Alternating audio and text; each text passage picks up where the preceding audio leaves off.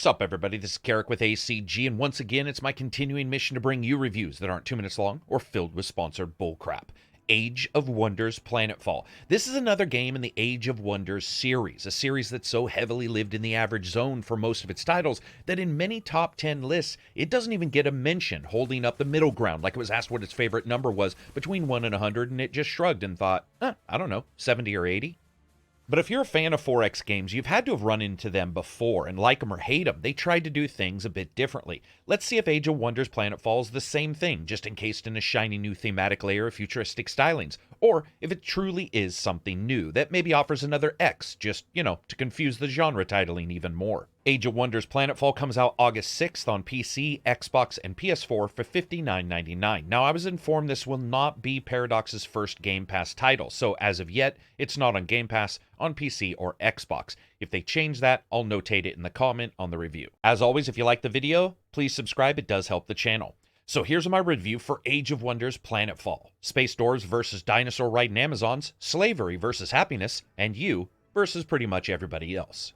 Graphics are up first. So I really do have to say I like the switch here to the futuristic worldview from the previous titles, and yes, while occasionally you do find yourself Reyna firing away with a tank, whittling away some flying dragon-like thing with stun shots, the units look very good, from the purifiers with glowing eyes suggesting psychic powers that might not be equal to Warhammer 40,000 characters but could still probably make you poop yourself, to battle tanks with screws for treads, all the way to creepy flood-like plant creatures with loopy animations for tentacle footsteps. Each of the faction's units are highly detailed and a good deal different from one another. What's particularly odd for me is I don't think I found a single unit in the game I didn't like the look of, from the dinosaur riding Amazons to the outlawed raiders with their Mad Max vehicles. That's on the strategic map itself. Now, when you go into the main battle map, those units still look pretty good, but many have a very janky animation to them when they move around.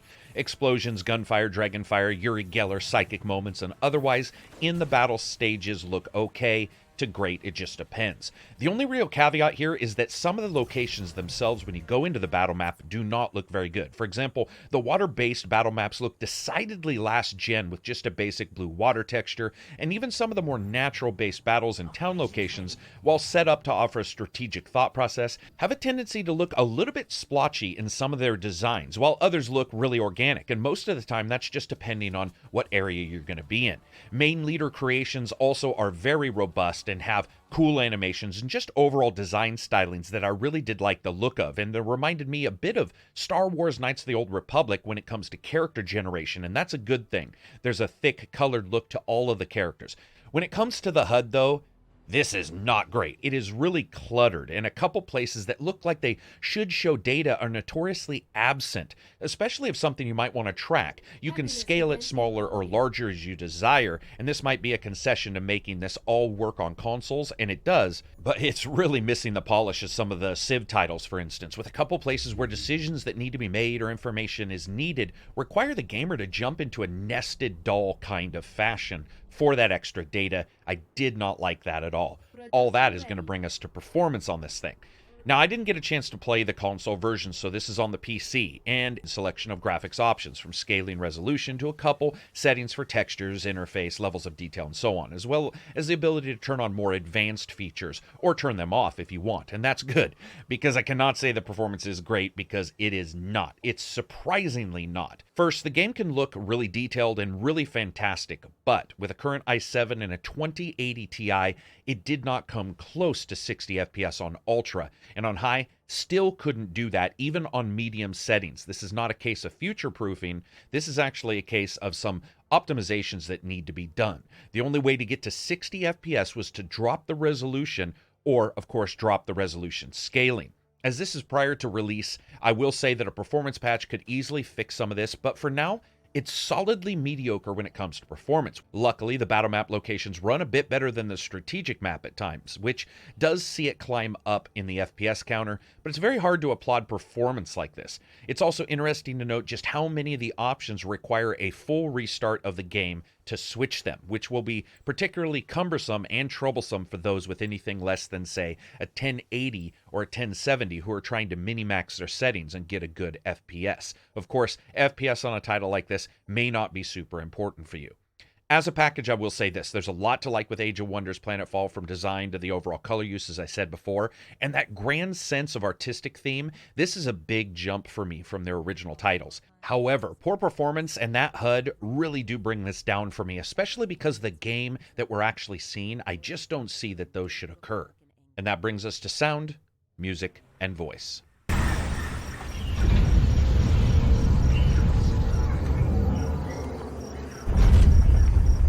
Warms you. Look at the bruises you have acquired from a lifetime stumbling in darkness. This is your decision. Would you remain in darkness? Sister Reeb Kacher, Cleansing Invitation.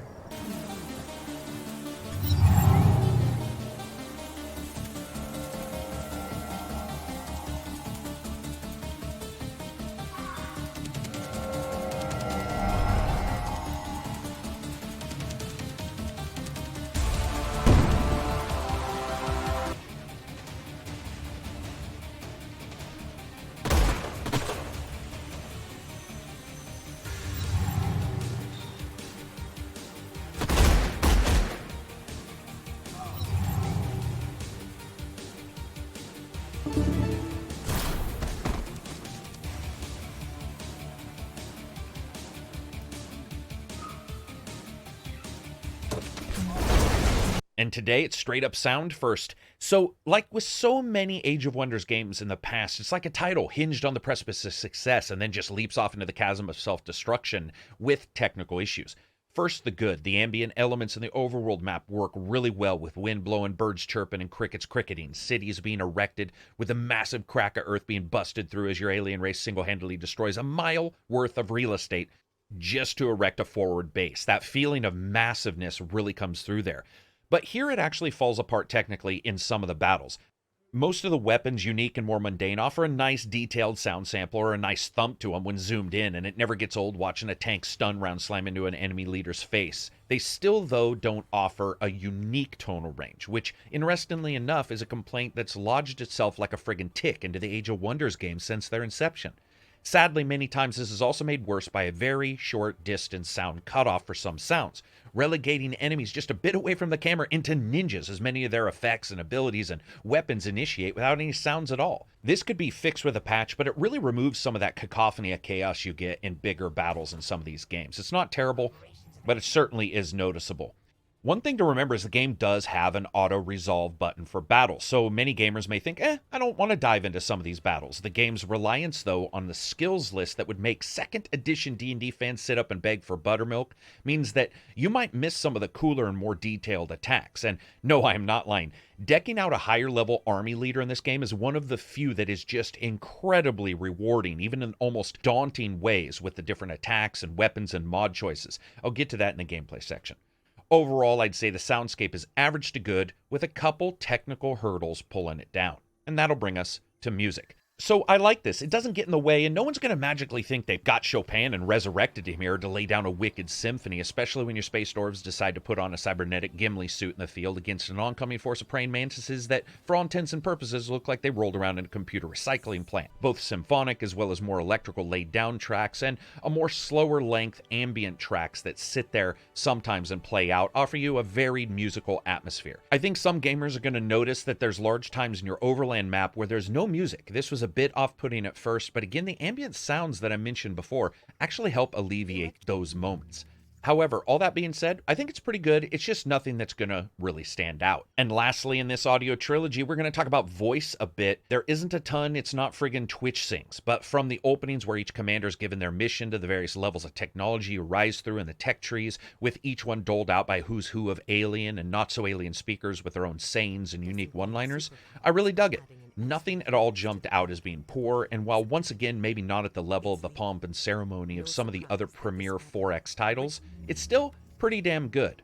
None of this is going to matter though if the gameplay doesn't stand out, so that brings us to gameplay and a bit about the story. And let's really be open here. The story is about as throwaway as you would expect for this kind of game, especially as it's about many empires versus one and leaders coming and going.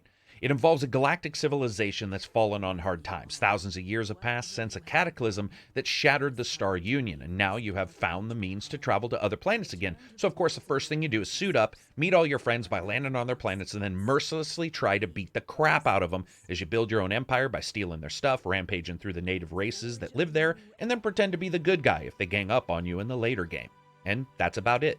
Spread across 12 campaign planets as you jump from race type to race type, as well as 5 current scenario planets, which are more freeform. The game's narrative is less about one empire and more about overall, the swath of collective destruction, as you try to bring everyone under heel. Luckily, the game does track different ways in which you can win, but I gotta say, seriously, winning this by any of the good guys' goals is nut-crunchingly difficult. When it comes to the races, one nice thing here is they don't replicate every single creature from the prior games. You know what I mean? When a game jumps to the future and you still have some pointy-eared freak running around talking like he runs the Star Wars Empire, but the devs give him a name like Vlesh and pretends you won't see through it.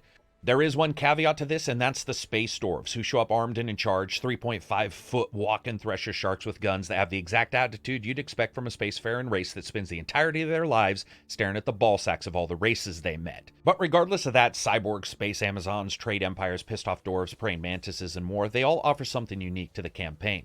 As you start the campaign, you can adjust a couple starting planets that you want to jump into, and then you choose a commander as well as customizing their look. From there, you pick a number of perks and hindrances to your starting empire, like being a better soldier, a merchant, a diplomat, as well as things like being a kleptomaniac, which results in you stealing energy from your empire, but giving you more points to spend in the perks if you want, and then you end up doing Planetfall. Now, Age of Wonders is a very typical turn-based game at this time, with you going out collecting various resources, and most everything in the game having both a resource cost as well as a turn build time. Also, most items, heroes, and technologies offer both positives as well as an upkeep cost on your population, stopping you from instantly zerging out the moment you land. Cities are your mainstay here, where you can build new tech, create new plans for your battle, and upgrade so that you can further your reach, while you also build forward operating bases, which don't allow for building or upgrading like a city does, but extend your sightline to see enemies coming, as well as offering various other statistical perks. I'm not going to argue, much of Age of Wonders Planetfall is exactly like the prior titles. Most sections of lands have some kind of artifact or location on them that offers bonuses to armies that land on them or races that build on them. But don't get me wrong, you also have large electrical-filled chasms, or even just a place rife with volcanoes that offer negatives until you either remove them or you use your military and civilian tech trees to negate whatever that impact is. Now, when it comes to the tech trees, you have your normal ones, and then you have one special one you either choose for your custom game or is aligned to you with your race in the campaign games. And I love these, from cyber hacking robot demons to bringing the power of celestial beings and forces into play. This really does change up how the game's more powerful tech works. Tech trees are purchased with knowledge, and each level has a cost and usually unlocks 2 to 3 upgrades or new abilities to your race. Some passive, active, some location-based, and otherwise. They also unlock operations. Operations are abilities you can use sometimes on the strategic map, sometimes on the battle map, and other times change the entire way your race works, split between tactical, strategic, and doctrines. For example, you might buy a doctrine from another race that keeps your entire race happier than normal, a spiritual heroine, if you will, with its main negative being that it takes up so much operational strength you can't do much else in the doctrines, to tactical, like laying down a cloak of camouflage in a moving army, or strategic, which lets you poison enemies while in the field. And there are a large number of them, and not only do you have the ones from your races, but occasionally you can get others as well. Now, to do the exploring, you build these armies. They can either be led by heroes or not. Heroes you have at the starting of the game, or you can hire as your empire grows, and they offer their services. Heroes, like normal units, can have mods attached to them of all kinds, both offered from the cache of items that you found, as well as ones that you can buy from other races, and your trading channels that you've created. One thing to remember here, and not entirely unique, but it's not in every game, is that you have to upgrade each city that you end up building if you want to build those particular units there. So just taking over another land and building a city is not going to be enough. It has to be upgraded like the cities prior, or you will find that you can only build the basic units at that new location. Also, as you get more population in your cities, you can annex next door regions for your city. So you'll find that having cities close to one another isn't always the best way to spread your empire, but instead having a city, then many regions away from each other, having another city and annexing the regions in between. The issue here is that everything in the game, or almost everything, has an upgrade cost and results in your people being happy or unhappy, which also leads to events connected to that. This can be very tit for tat battle-wise, as what appears to be an excellent plan in your mind falls apart when your people start to become unhappy. And you get set to build them a huge VR stadium, because as we all know, a giant VR stadium is going to make everybody happy, but then you realize your stadium is going to be built days after the unhappiness event is going to happen. All of this is made much harder by how Age of Wonders Planetfall parses out its data, keeping track of energy, food, people, happiness, production knowledge, a special stuff called cosmet, and influence is hard enough on its own, but oddly, Planetfall doesn't show you a number of these resources instantly on the main information bar, despite there being more than enough room, and are instead a couple nested in another location, namely food, total population, total production, and a couple others. This is because the game's focus is on colonies having their own separate outputs, and I get that, and I like it, but those connections that you want to look at are in a Russian nesting doll style, and I do not like that, and it makes it much more difficult. Add to that the HUD is just not that great. Many lines of information are in completely separate locations. It can lead to you having a ton of bouncing around to find what you need, and worse yet, to find out why you need it. And while many items hotlink to the game's glossary, it's woefully inadequate at times, with it repeating the pop-up info that you already saw when you were looking at it originally, and not offering true information. As you become more familiar with the game, those problems are going to fall to the wayside, but be aware, they're there. Of course, all this would be for naught if you weren't able to scratch that homicidal itch and single-handedly neuter the game's native races down to single-digit numbers, and the game loves for you to do that. To do it, you put your armies together, up to 6 units total, each connected to another basic race. It's upgrades which unlock more types or even alien races as you trade and conquer them. Each unit gains experience as you battle and items as you take over those locations. Now, when it comes to experience, the main place you're going to see this used are your heroes, men and women and creepy alien things that lead your people into battle. And when you get skill points, this really opens up the detail on the game. I loved upgrading my heroes. There are tons of skills readily attached to things like ranged weapons or close-up weapons, but also offering huge changes like the ability to add fire damage to your attacks, switching out weapons for creepy alien technologies, raising your ability to command, and add special attacks to the men in the field. What this means is that 2 leaders, both with ranged weapons of the exact same kind, could still have vastly different capabilities, from a heavy unit leading long-range leader that gives his units the ability to ignore stagger attacks but can teleport to locations around the field, to another that hits long-range style with heavy grenade attacks, destroys the landscape as he runs, and then coupled with light infantry, gives them huge bonuses to attack. The options are really limitless, and while once again not presented in the easiest to glean ways, really fun to play with. Before those battles, you can see an enemy's general army power, and any armies and adjacent hexes also go into the battle, meaning you can have upwards of like 48 units in a battle, which is a giant cluster hump of explosive proportions. Be prepared for that. You can also auto-resolve or do the battle yourself.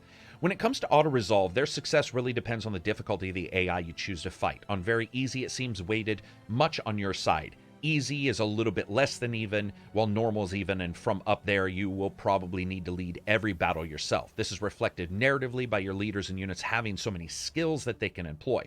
I felt like I had a higher success rate than the Age of Wonders games prior, but it still can result in a battle that seems like it should be easy between 3 tanks and 12 infantrymen, and somehow a dude on a battle cat throwing wicker baskets ends up beating them. However, it's very useful to see everything you've done and created up until that point, and it really does identify what skills you bought and if they matter. You can also replay any battle, whether normal or auto-resolved, to see how you've done.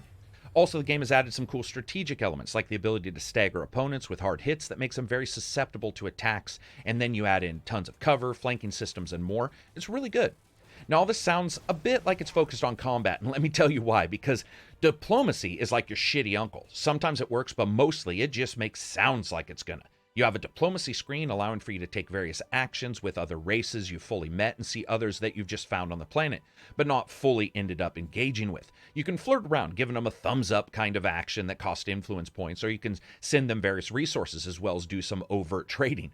Be warned though, these are some prickly sons of bitches. I have gone from everyone being all hunky-dory, no issues, other races loving me, to war in one turn. And worse yet, it's not really clear why. The races can give you jobs to increase your standing with them, and it's cool because many times those are going to overlap with another race's desires, and you have to decide who to side with. And they do sort of try to explain it narratively, but it never did work for me.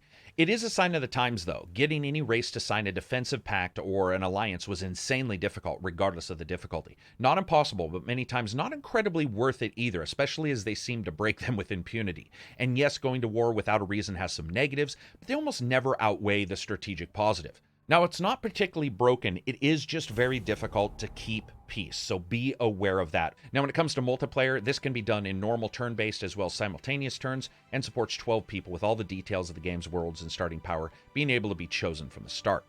Lastly, when it comes to control, I want to talk about this. The game's coming out on console, but the PC also has a controller scheme you can use, and I tested it out for about 10 hours, and I have to say, since most turn-based games like this don't require quick twitch controls, but instead many times are more about getting quickly through menus, it works pretty well. It's not amazing, but if you want to sit back and play on a big screen, this will work. It's nowhere near as fast as a mouse and keyboard, and some idiosyncrasies are going to be there regardless. It works overall, just don't expect it to be nimble. And this might all sound disjointed in the HUD, and the presentation certainly doesn't help it. But that is where fun factor comes in, and despite all this, I had a good deal of fun with Planetfall. Shit, it might even be because the alien races are like 13-year-old girls pulling on each other's pigtails. I'm not quite sure.